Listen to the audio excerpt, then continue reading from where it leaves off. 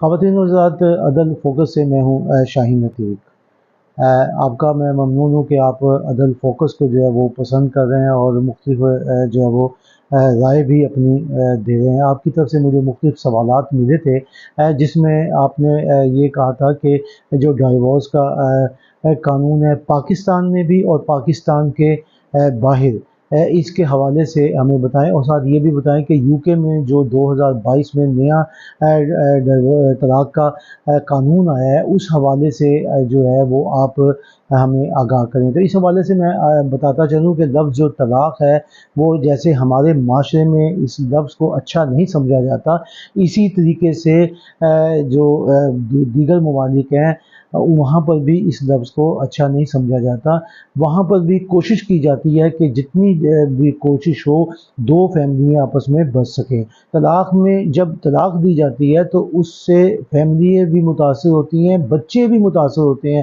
آپ یقین جانیں کہ یہ جب آدمی اپنا گھر ختم کرتا ہے، طلاق دیتا ہے، بیوی الگ ہوتی ہے، شوہر الگ ہوتا ہے، تو بہت بری حالات ہوتے ہیں، بہت برا بچوں پر اس کا جو ہے وہ اثر پڑتا ہے۔ 1973 کے اندر یو کے میں طلاق کا جو ہے وہ قانون چل رہا تھا، جس کے اندر بڑی پیچیدگیاں تھیں۔ اس میں یہ تھا کہ آپ نے پہلے یہ بتانا ہے کہ کیا وجوہات ہیں، کس وجوہات کی بنا کے اوپر آپ طلاق لے رہے ہیں، اور کتنا عرصہ آپ نے جو ہے اپنے ساتھ گزارا ہے، اور آپ کیا کیا چیزیں جو ہیں وہ نہیں آپ نے اختیار کی جس کی وجہ سے بھی آپ کو طلاق نہیں ہو سکتی۔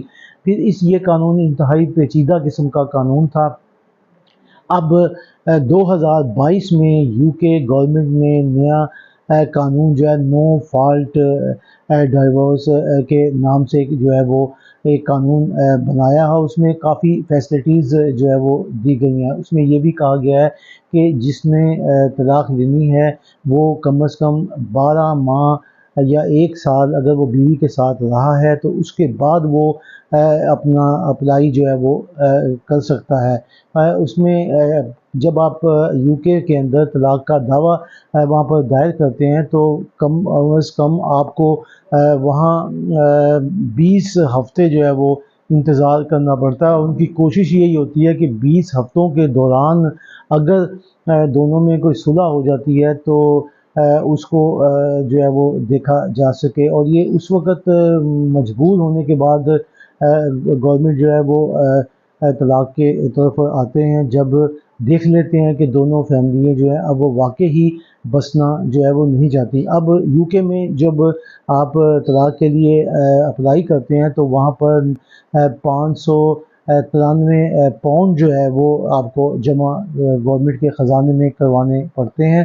یہ سرکاری فیس ہے، اور جو لوگ فیس جمع وہاں پر نہیں کروا سکتے تو وہ گورنمنٹ کو اپنا ریزن جو ہے وہ بتاتے ہیں کہ ہم نے کب کس وجہ سے جو ہے وہ پیسے جو ہے وہ نہیں دے سکتے، ہماری مالی حالات کیا ہیں۔ اس کے بعد بھی وہ ایک کوڈ دیتے ہیں جو آپ نے اپنے ریفرنس کے اندر لکھنے کے بعد اس کو جمع کروانا ہوتا ہے۔ اس کے بعد پھر کارروائی کا جو طریقہ کار ہے وہ آگے جو ہے وہ چلتا ہے۔ اب اس میں جب آپ کو طلاق کے لیے اپلائی کر دیتے ہیں تو پھر آپ کو جو ہے نا وہاں پہ باقاعدہ 22 دن یا 20 دن جو ہے وہ انتظار کرنا پڑتا ہے، پھر دوبارہ آپ کو جو ہے نا اپلائی کرنا پڑتا ہے۔ اس کے بعد پھر عدالت دوسری فیملی کو نوٹس جاری کرتی ہے۔ نوٹس جاری کرنے کے بعد اگر وہ فیملی جواب دے دیتی ہے تو ٹھیک ہے، نہیں جواب دیتی تو پھر عدالت جو ہے وہ کوئی اپنا حکم جو ہے وہ اگلا جو سناتی ہے۔ اس کے علاوہ وہاں یو کے میں جو یہ قانون اب نیا بنا ہے اس کے تحت بڑی پیچیدگیاں تو جو پہلے تھی وہ اب نہیں ہیں، لیکن ابھی بھی عدالت کی کوشش ہوتی ہے کہ ہم ہر صورت میں جو ہے وہ دونوں کے گھر آباد کریں۔ پاکستان میں جو طلاق دی جاتی ہے اس کا پروسیجر جو ہے وہ 30 دن ہے۔ اگر آپ عدالت سے خلا لیتے ہیں تو پھر آپ کو یونین کونسل جانا پڑتا ہے۔ یونین کونسل آپ جائیں گے تو وہاں سے بھی آپ کو 3 نوٹس جو ہے نا وہ فیملی کو بھجوانے پڑیں گے۔ اس کا 90 دن کے اندر آپ کی کارروائی جو ہے وہ مکمل ہوتی ہے۔ پاکستان میں طلاق لینا اتنا مشکل نہیں ہے، لیکن بہرحال یہ ہے کہ ہمارے اسلام میں تو یہ ہے کہ اگر آدمی نے طلاق دے دی ہے تو بھی طلاق ہے، لیکن جو باہر کے ملک ہیں وہاں پر پورا پروسیجر کرنا پڑتا ہے، وہاں کم از کم آپ کو 6 ماہ جو ہے وہ لگ جاتے ہیں طلاق لینے میں، اور پاکستان میں 3 ماہ جو ہے وہ طلاق کے لیے مقرر ہیں، 90 دن کے نوٹس ہیں، اور اگر آپ عدالت میں چلے جاتے ہیں خلا کے لیے تو پھر وہاں پہ جو طریقہ کار ہے وہ بھی آپ کا 1-2 ماہ جو ہے وہ لگ جاتے ہیں۔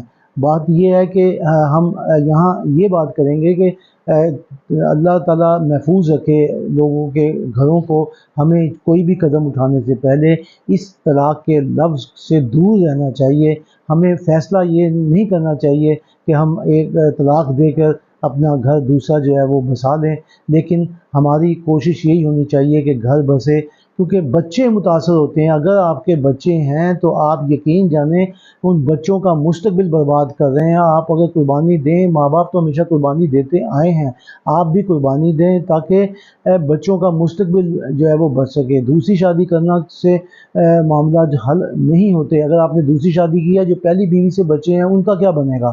وہ تو بچے ذہنی انتشار کا شکار ہو گیا، ڈپریشن میں مبتلا ہو جائیں گے، وہ معاشرے میں کس طرح جو ہے وہ مقابلہ کریں گے اگر ان کے سر پہ باپ نہیں ہوگا یا ماں جو ہے وہ نہیں ہوگی۔ لہٰذا UK کے قانون کے مطابق جو آپ نے مجھے کہا تھا، میں نے آپ کو اس کے قانون کا بھی بتا دیا ہے۔ ہمیں جو ہے وہ عمل درآمد کر جو طلاق کا دینے کا پروسیجر ہے اس پہ اس وقت جانا چاہیے جب بہت مجبور ہو جائیں۔